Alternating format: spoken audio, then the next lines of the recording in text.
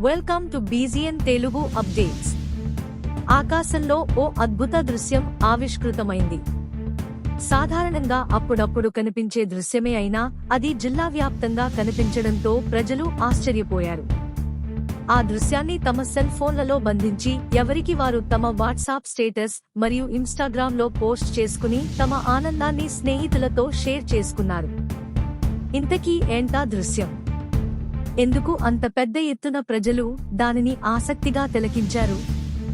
ఏలూరు జిల్లాలో గత 10-15 రోజులుగా జిల్లా వ్యాప్తంగా జోరుగా వర్షాలు కురుస్తున్నాయి. ఈ క్రమంలో సోమవారం సాయంత్రం పలుచోట్ల వర్షం కురిసింది. వర్షం కురిసిన అనంతరం ఆకాశంలో ఇంద్రధనస్సు హరివిల్లులా కనిపిస్తూ జిల్లా వాసులకు కనువిందు చేసింది.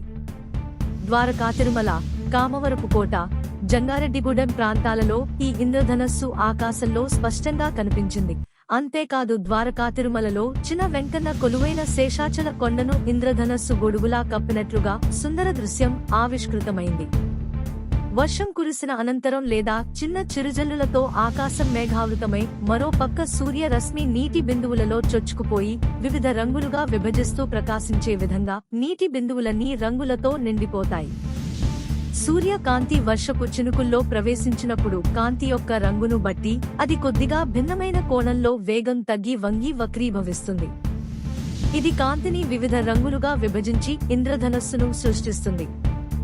సాధారణంగా ఇంద్రధనస్సులో ఎరుపు, నారింజ, పసుపు, ఆకుపచ్చ, నీలం, నీలిమందు, వైలెట్ రంగులు మనకు కనిపిస్తాయి. ఇంద్రధనుస్సును చూసిన ప్రతి ఒక్కరూ ఆ సుందర దృశ్యాన్ని చూస్తూ ఆనందంతో కేరింతలు కొట్టారు. తమ సెల్ ఫోన్లలో ఆ దృశ్యాన్ని బంధించారు. Like, comment and subscribe.